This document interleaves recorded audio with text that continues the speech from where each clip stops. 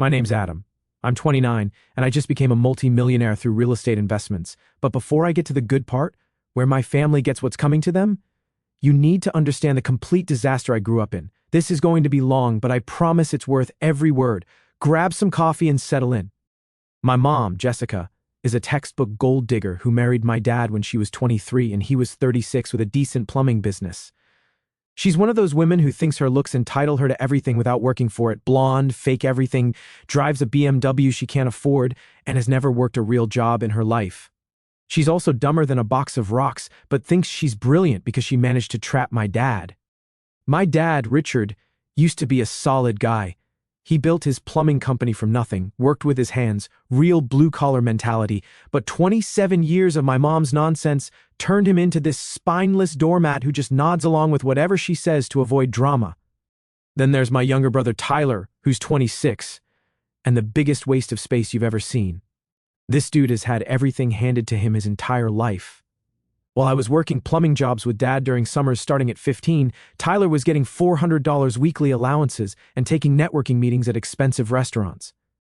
Let me paint you a picture of how bad the favoritism was. When I was 10 and Tyler was 8, I broke my arm falling off my bike. My parents took me to the emergency room, got me patched up, and that was it. When Tyler scraped his knee falling off the same bike 2 weeks later, they took him to 3 different doctors to make sure there wasn't any underlying damage, bought him a new bike with training wheels, even though he was 8, and my mom posted about her brave little warrior on Facebook for a week. When I was 12, I got straight A's on my report card. My reward was a handshake and good job. When Tyler brought home a C+ in art class at age 10, they hung his finger painting on the refrigerator and took him to Chuck E. Cheese to celebrate his artistic achievement. The favoritism was insane from day one. When I graduated high school with a 3.9 gigapascals and multiple scholarship offers, they bought me a used Honda Civic with 180,000 miles on it and told me I was lucky to get that. When Tyler graduated 2 years later with a 2.7 gigapascals and no prospects, they leased him a brand new Mustang GT because he needed motivation to succeed. When I got accepted to State University for business, they said, "Hope the financial aid works out," and made me fill out every form myself.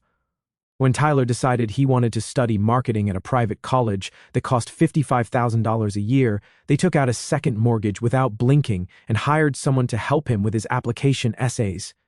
But here's where it gets really messed up. Tyler dropped out junior year to start a social media consulting agency, which was basically him taking photos of his friends' cars and posting them on Instagram for $150 a month.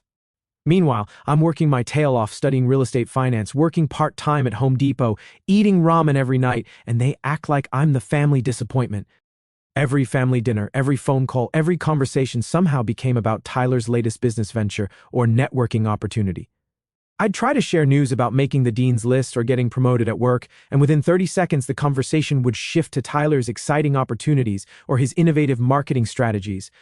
When I was 22 and landed my first real estate internship, I excitedly called home to share the news. My mom's response? "That's nice, honey. Oh, did I tell you Tyler got invited to some entrepreneur meetup? He's really making connections in the business world." When Tyler was 23 and his business made its first $500 in a month, you would have thought he'd cured cancer. My parents threw him a celebration dinner at the fanciest restaurant in town, invited extended family, and my dad gave a toast about Tyler's entrepreneurial spirit and bright future. Meanwhile, when I graduated with honors and secured a $52,000 starting salary, I got a text that said, "Congrats. Can't wait to hear about Tyler's new client presentation next week." Every Christmas, every birthday, every family gathering followed the same pattern. Tyler would get expensive, thoughtful gifts that showed they'd been paying attention to his interests. I'd get generic gift cards and clothes that were clearly last-minute purchases. My achievements barely got a "that's nice, honey" before the conversation pivoted back to whatever Tyler was pretending to accomplish that week. It was like living in a house where one son mattered and the other was just there to fill space. Tyler's business was the biggest joke ever, but my parents treated him like he was the next Mark Cuban. This kid convinced them to fund what was essentially an expensive hobby disguised as entrepreneurship. Let me break down the insanity. First, he convinced them to pay $12,000 for a professional website that looked like it was made in 2003. The developer was some kid Tyler met at a coffee shop who charged premium prices for basic WordPress templates. The site had exactly 4 pages: home, about, services, and contact. The services page literally just said social media solutions for modern businesses, with no actual explanation of what he did. Then came the $18,000 camera setup for content creation. We're talking professional-grade equipment that actual photographers would use for weddings and commercial shoots. Tyler used it to take pictures of his friends' cars in parking lots. The majority of his content was blurry iPhone photos anyway, but he convinced my parents that investing in quality equipment shows clients you're serious. The downtown loft apartment was the crown jewel of his delusion. $2,400 per month for a trendy space in the arts district because he needed to project success to attract high-end clients. The apartment had exposed brick walls, industrial lighting, and a creative workspace that was just a desk from IKEA with some motivational posters. Tyler would bring potential clients there for strategy sessions, which were basically him showing off his expensive setup while having no actual strategy to discuss. The Tesla Model 3 lease was justified because image is everything in social media marketing. Tyler claimed that pulling up to client meetings in a luxury car showed he was successful and trustworthy. Never mind that most of his clients were small local businesses that couldn't care less what car he drove. The Tesla cost $650 per month plus insurance, and Tyler convinced my parents it was a business expense. But the real kicker was how much they spent sending him to business conferences and networking events. These were basically weekend parties in different cities where wannabe entrepreneurs paid $500 to attend motivational seminars and exchange business cards. Tyler went to events in Austin, Nashville, Miami, and Las Vegas, all on my parents' dime. Each trip cost between $2,000 and $3,500 when you included flights, hotels, conference fees, and Tyler's networking dinners at expensive restaurants. In 4 years of operation, Tyler's highest monthly revenue was $1,200, and that was only because he temporarily landed a local car dealership that paid him to post photos of their inventory. He lost that client after 3 months when they realized they could post their own photos for free. His typical monthly income was closer to $300, but his expenses were roughly $6,000 per month when you included everything my parents were covering. The most ridiculous part was listening to my family talk about Tyler's business at dinners. My mom would brag to relatives about her entrepreneur son and his innovative marketing strategies. My dad would nod along and talk about Tyler's vision and how he was disrupting the traditional marketing space. They genuinely believed Tyler was building the next big thing. Meanwhile, I graduated summa cum laude with a business degree, got hired at a commercial real estate firm for $52,000. And you know what my mom said? "That's nice, honey, but did you see Tyler just got featured in that entrepreneur blog?" The feature was a 200-word blurb in some random startup website that let anyone submit their own profile for $50. I started learning everything I could about real estate investing on my own time. Spent every weekend at property auctions, read every book I could find, watched YouTube videos until 2 a.m. I was determined to build something real while Tyler was playing pretend businessman with my parents' money. The absolute breaking point was my college graduation. I had worked my butt off for 4 years, graduated top 5% of my class with a 3.87 gigapascals, already had a job lined up at a respected firm, and I specifically bought them 3 tickets to the ceremony months in advance. I even called them the week before to confirm and sent them the parking information and ceremony schedule. Day of graduation, I'm sitting in the staging area with my cap and gown on, getting ready to walk across that stage with my fellow business school graduates, when I get a text from my mom at 10:47 a.m. "Can't make it today, sweetie. Tyler's meeting with a potential investor who flew in from Denver. This could be the opportunity he's been working toward. We'll celebrate your graduation later. Promise. So proud of both our successful boys. XOXO." I just stared at that message. This investor was probably another wannabe entrepreneur Tyler met at one of his networking events, but my parents treated it like he was meeting with Warren Buffett. They chose Tyler's pipe dream over my actual tangible achievement. I looked around that auditorium and saw all these families cheering for their kids, taking photos, bringing flowers, crying happy tears.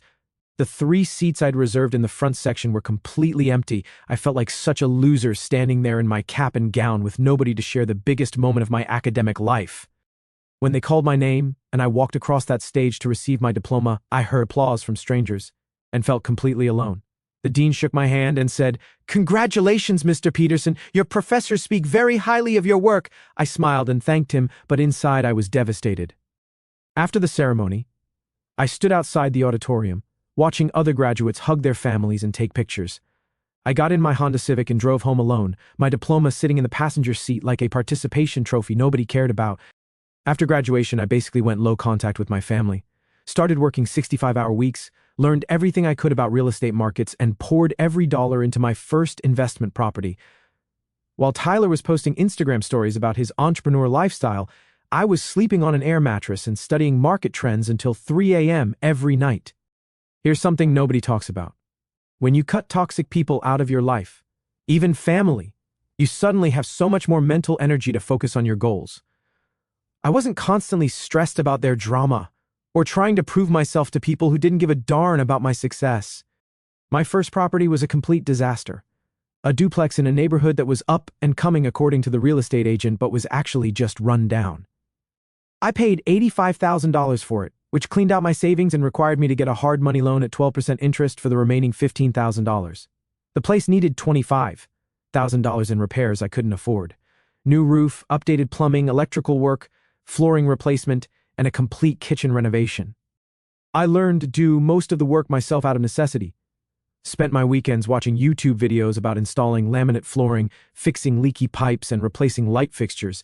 My dad's old contractor friends took pity on me and taught me the basics of drywall repair and tile installation in exchange for helping them on their own projects. The first tenant was a nightmare, single mom with 3 kids who seemed nice during the showing but turned out to be a hoarder. She lived there for 8 months, stopped paying rent after month 4, and when I finally got her evicted, she left the place destroyed. I spent another $8,000 getting it back to rentable condition, but I was learning valuable lessons about screening tenants, property management, and cash flow analysis. It took me 8 months to get the duplex stabilized, but when I did, I was making $400 per month in positive cash flow after all expenses. That $400 became my seed money for property number 2. Meanwhile, my family was still obsessing over Tyler's business. During the few times I visited, every conversation was about his latest client prospects or networking opportunities. When I mentioned I had bought an investment property, my mom's response was, "That's nice, dear. Did we tell you Tyler's thinking about expanding into video marketing? He's looking at some really expensive equipment." Property number 2 was a single-family house that needed cosmetic work but was structurally sound. I'd learned from my mistakes on the duplex and was much more conservative with my estimates. The house cost $68,000, needed about $12,000 in updates, and cash flowed $350 per month when finished. That's when I discovered the magic of what real estate investors call the BRRRR strategy: buy, rehab, rent, refinance, repeat. Once I had both properties stabilized and rented, I could refinance them based on their improved values and pull out most of my original investment to buy the next property. Property 3 was where I really started to understand the business. I found a foreclosure that banks had been sitting on for 8 months. The house was solid but looked terrible because the previous owners had stripped out all the copper, pipes, and appliances before losing it. I got it for $52,000, put $18,000 into making it rentable, and it appraised for $89,000 when finished. After refinancing, I pulled out $71,000, which meant I had less than $5,000 of my own money tied up in a property that cash flowed $425 per month. The real estate firm I worked for got bought out by a national company when I was 25. My commission structure improved dramatically because the new company had access to commercial deals and high-end residential properties. I started making serious money. Some months I'd close $200,000 in sales and earn $6,000 in commissions. But instead of upgrading my lifestyle like most people do when their income increases, I kept living like a broke college student and invested every extra dollar into more properties. Same ratty Honda with 220,000 miles, same one-bedroom apartment with mismatched furniture, eating peanut butter sandwiches for lunch because they cost 50 cents each. By the time I turned 27, I owned 12 rental units across 3 different neighborhoods. I was clearing about $3,800 per month in rental income on top of my salary. But I kept it quiet and let my family keep thinking I was just some basic real estate agent making modest commissions. Properties 4 through 12 were where I really hit my stride. I'd developed relationships with contractors who gave me good prices, knew which neighborhoods were about to gentrify, and could spot a good deal from across the street. I was buying properties for 60 to 70 cents on the dollar, putting minimal money into them, and refinancing out 90% of my investment. My personal favorite was property number 8. a triplex that had been vacant for 2 years because it needed a new roof and the owner didn't want to deal with it. I got it for $95,000, put $22,000 into it, including the roof replacement, and it appraised for $165,000. After refinancing, I pulled out $148,500, which meant I actually made money buying the property. It cash flowed $1,200 per month once all 3 units were rented. But here's the crazy part. My family still had no idea what I was actually accomplishing. During one of our rare family dinners, I casually mentioned that I owned several investment properties. My dad's response? Well, just make sure you're not overextending yourself. Real estate is risky. Then he immediately pivoted to talking about Tyler's exciting new partnership opportunity with some other fake entrepreneur. The best part? Tyler's business completely collapsed during the pandemic because small businesses stopped paying for social media services. Suddenly, Mr. Entrepreneur was back to living with mommy and daddy, but they still acted like he was some genius who just hit a rough patch. During lockdown, Tyler started 3 different businesses: a meal delivery service that lasted 6 weeks, a dog walking app that never got past the PowerPoint stage, and something called virtual networking solutions that was essentially him trying to charge people $50 to join Zoom calls where they could network with other entrepreneurs. All 3 ventures failed spectacularly, but my parents kept funding them, making excuses. Tyler's just figuring out the right opportunity, my mom would say. The pandemic was bad timing for his marketing business, but he's adapting. Meanwhile, the pandemic was the best thing that ever happened to my real estate portfolio. Interest rates dropped to historic lows, so I refinanced every property and pulled out even more equity. Rent collection actually improved because my tenants qualified for various assistance programs that paid their rent directly to landlords.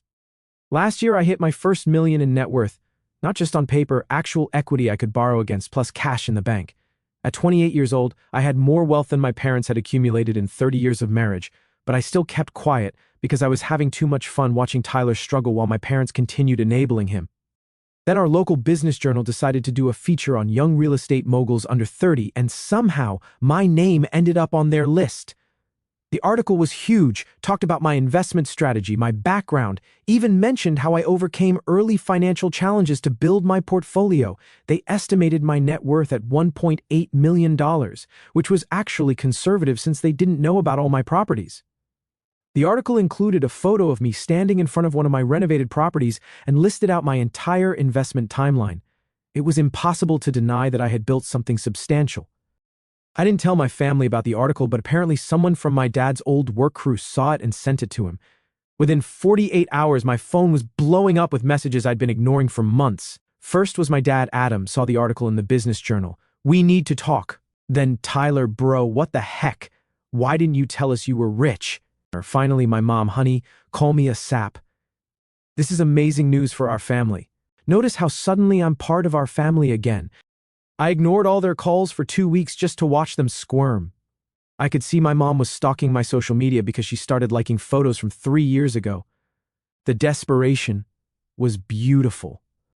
When I finally answered my dad's call, the conversation was absolutely hilarious. He was stuttering and stumbling over his words, clearly reading from notes my mom had written for him. "Son, we're so proud of what you've accomplished. Your mother and I always knew you were destined for great things." "Really?" I said. "Because I distinctly remember you calling real estate a young man's game and asking when I was going to get a stable job with benefits." Long pause. "Then, we want to have dinner. Celebrate your success properly." I agreed to meet them at this fancy steakhouse downtown, the kind of place they would never normally go, because entrees start at $45. Watching them try to act comfortable in that environment was worth the price of admission.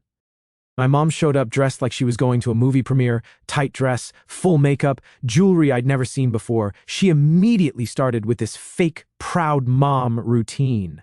"Adam, sweetheart, I've been bragging about you to all my friends. I always knew you'd be successful in real estate." "Funny," I said, "because 2 years ago you told me I should quit playing with houses and get a real job with a pension like government work." She got flustered and tried to change the subject. "Well, we're here now, and we want to be part of your journey going forward." That's when Tyler jumped in with the real reason they wanted to meet. "Bro, I've been thinking. You know a lot about business now, and I've got this new idea that could really take off. Maybe we could partner up." I almost choked on my water. "What happened to your social media agency?" "The pandemic killed it," he said. Not even embarrassed. But I've learned so much from that experience. Now I'm thinking about getting into real estate myself. You could teach me the ropes. These people had ignored me for years, missed my graduation, treated me like garbage, and now they wanted to be partners. The audacity was breathtaking. I played along for the rest of dinner, letting them pitch their various schemes and business ideas. Tyler had prepared what he called a partnership proposal on his laptop. It was 3 slides about how we could leverage our combined expertise to dominate the real estate market. The proposal basically boiled down to, I provide all the money and knowledge, Tyler provides his marketing expertise and people skills, and we split profits 50-50. I nodded thoughtfully and told them I'd consider their proposals. Over the next month, the truth started coming out through multiple conversations and some discreet investigating I did on my own. Turns out my family was in deep financial trouble. Dad's plumbing business was failing because my mom convinced him to take out business loans to fund Tyler's lifestyle instead of buying new equipment. They owed $165,000 on the house, $38,000 in credit card debt, and $52,000 on Tyler's Tesla lease and apartment. My mom's spending habits had completely spiraled. She was dropping $1,800 a month on clothes, beauty treatments, and lunches with her equally shallow friends. Tyler hadn't contributed to any household expenses in 8 months and was basically a financial dependent at 26. The really pathetic part was how they started showing up at my apartment unannounced, bringing home-cooked meals and trying to act like caring family members. My mom would call with investment opportunities she heard about from her hairdresser. Tyler kept sending me business plans that looked like they were written by a 7th grader. Tyler's latest scheme was particularly ridiculous. He wanted to start a real estate influencer Instagram account where he would post about properties I was buying and selling. His pitch was that he could build our brand and attract investors through social media in exchange for posting photos and writing captions. He wanted a $60,000 annual salary plus 10% of all profits. But the real wake-up call came when my dad showed up at my office looking like he hadn't slept in weeks.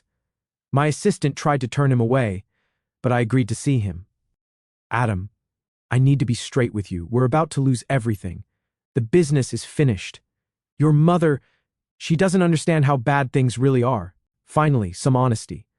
But it was way too little too late. "Dad, where was this honesty when you chose Tyler's fake business over my graduation? Where was your concern when Mom was calling my career playing with houses?" He had no answer, just sat there looking defeated while I continued. "I worked construction with you for 3 summers. I learned the value of hard work from watching you build your business. But when I tried to build something myself, you treated it like a hobby while funding Tyler's delusions." He nodded slowly. "We messed up.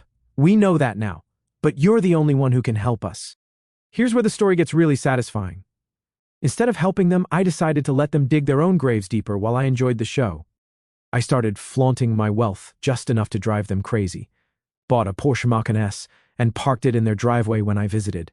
The neighbors definitely noticed, and I could see my mom's embarrassment when she had to explain that her disappointment son owned a $75,000 car while her successful entrepreneur son was unemployed. I wore a $15,000 Rolex to family dinners and made sure to check it frequently when Tyler was talking about his latest business ideas. When my mom asked about it, I casually mentioned it was just a little reward for closing a big deal. Watching Tyler's face when he realized my watch cost more than his annual income was priceless. I also started bringing dates to family events, successful, educated women who made Tyler look even more pathetic by comparison. My mom would fawn over these women, clearly hoping they'd become permanent fixtures who might influence me to help the family. One dinner guest was a commercial real estate attorney I was seeing.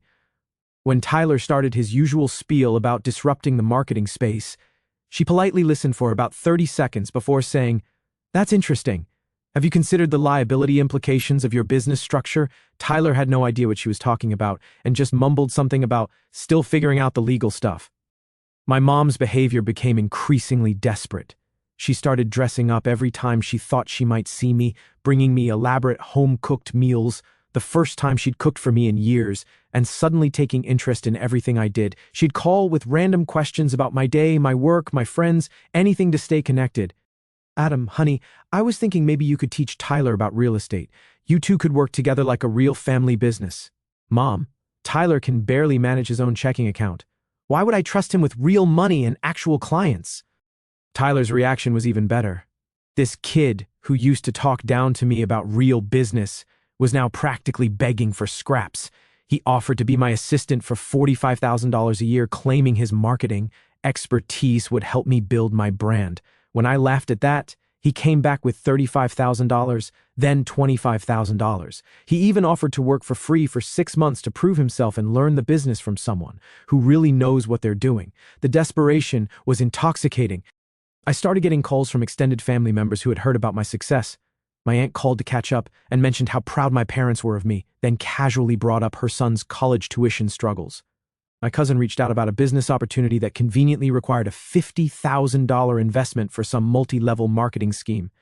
Even my mom's sister, who had barely spoken to me in 10 years, suddenly wanted to reconnect and mentioned her upcoming divorce and financial difficulties. The really pathetic part was watching my parents' friends treat them differently. At church, at neighborhood gatherings, everywhere they went, people would ask about their successful son, the real estate investor, while Tyler stood there like a piece of furniture. My dad started bringing copies of the Business Journal article to show people, clearly desperate to bask in reflected glory. But the absolute best moment came 6 weeks ago. My mom called crying, actual tears, not the fake manipulation she usually pulled. "Adam, we got the foreclosure notice. We have 45 days. Your father's too proud to ask, but we need $180,000 to save the house and business. You're our only hope." I let her finish her complete sob story. She went on for 15 minutes about how sorry they were, how much they loved me, how they'd always believed in me deep down, but just didn't know how to show it. She promised things would be different, that Tyler would get a real job, that they'd never take my success for granted again. She offered me equity in the house, promised to pay back the money with interest, said Tyler would work for me for free, anything I wanted. The desperation in her voice was intoxicating. Then I said something that felt better than any business deal I'd ever closed. "Mom, remember my graduation? When you said Tyler's investor meeting was more important? Remember when you told me to get a stable government job instead of playing with houses? Remember when you called me the family disappointment? That was different. We were just trying to..." "No, it wasn't different. You made your choice. Tyler was your investment. I was the backup plan. Well, your investment failed spectacularly, and your backup plan doesn't owe you anything." The silence on the other end was deafening.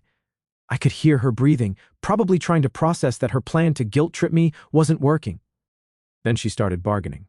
"We'll pay you back with interest. We'll give you equity in the house. Tyler will work for you for free. We'll do anything." The time for making deals was 20 years ago when I was a kid who needed his parents' support. That ship has sailed, and it's not coming back to port. I hung up and immediately blocked all their numbers. The foreclosure went through 3 weeks ago. I actually drove by the house the day the sheriff posted the notice. There was a big yellow sticker on the front door, and I could see Tyler loading boxes into my dad's old pickup truck. The Tesla was already gone, repossessed 2 weeks earlier. Dad's business went bankrupt the following week. All his equipment, his truck, his tools, everything got auctioned off to pay creditors. The man who used to employ 6 people was suddenly unemployed at 55 with no prospects and massive debt. Tyler had to sell his camera equipment, his expensive computer setup, and anything else of value he owned. The downtown loft was history, obviously. All 3 of them are now crammed into a 2-bedroom apartment in the worst part of town that costs $1,400 per month they can't afford. Meanwhile, I just closed on a $750,000 house in the best neighborhood in town.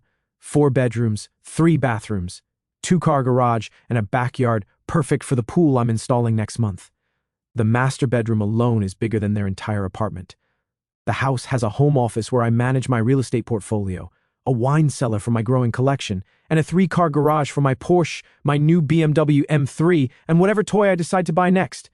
Everything they dreamed of having but never worked for. The beautiful irony is that I could have easily bailed them out. $180,000 is honestly pocket change to me now. I make more than that in a good quarter from my rental properties alone, but some lessons can only be learned the hard way. My mom keeps creating new email addresses to contact me because I blocked all her old ones. The messages are getting increasingly desperate and pathetic. Last week, she sent a 20-paragraph email explaining how she finally understands what she did wrong and begging for one last chance to make things right. My dad shows up at my office sometimes, looking more broken each time. My assistant has strict instructions to have security escort him out immediately. The last time he came, he was wearing clothes I recognized from 10 years ago and looked like he'd lost 20 pounds. Success suits me much better than poverty suits him. Tyler sent me a 15-page handwritten letter that reads like something a prisoner would write to a parole board.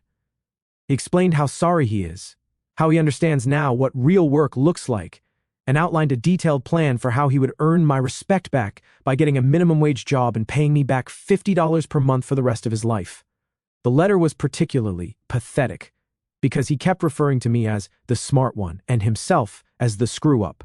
He promised to never ask for anything again if I would just help them this one time and swore he'd spend the rest of his life proving he could be the brother you deserve. But you know what? Forget all of them. They had 27 years to treat me like I mattered. They chose not to. Now they get to live with the consequences while I live my best life. Last week, I was at the country club I just joined, membership fee $25,000, when I overheard two guys talking about this local family that lost everything. They were describing how the dad's plumbing business failed and they had to move into some apartment complex on the wrong side of town. I didn't say anything, but I smiled knowing they were talking about my parents. In a town this size, everyone knows everyone's business. My family went from being the couple with the successful entrepreneur's son to being the cautionary tale about financial irresponsibility and parental favoritism gone wrong. Here's the part that makes this revenge absolutely perfect. Last month, Tyler got a job at Home Depot, the same store where I worked part-time in college. The manager who hired him is someone I know well from my contractor relationships. Apparently, Tyler had to explain during his interview why a 26-year-old man with no work history needed an entry-level retail job. The manager told me Tyler broke down crying during the interview, talking about how his family lost everything and he needed to become a real man and support his parents. Tyler is now making $12 per hour doing the same work I did 7 years ago, except I was also going to school full-time and building a future. My mom got a job at a nail salon making $9 per hour plus tips. This woman who hasn't worked in 25 years is now doing pedicures for tips. She has to stand on her feet 8 hours a day, serving the same type of wealthy women she used to pretend to be. My dad is working for one of his former competitors doing basic plumbing repairs for $18 per hour. The man who used to own his own business is now taking orders from guys he used to compete against. His former employees make more money than he does now. The three of them together make less in a month than I spend on mortgage payments. They're living paycheck to paycheck while I'm building generational wealth. Some people might think I'm being too harsh, but here's the thing: they never loved me. They loved the idea of what I could do for them once they realized I was useful. That's not family. That's just parasites with shared DNA.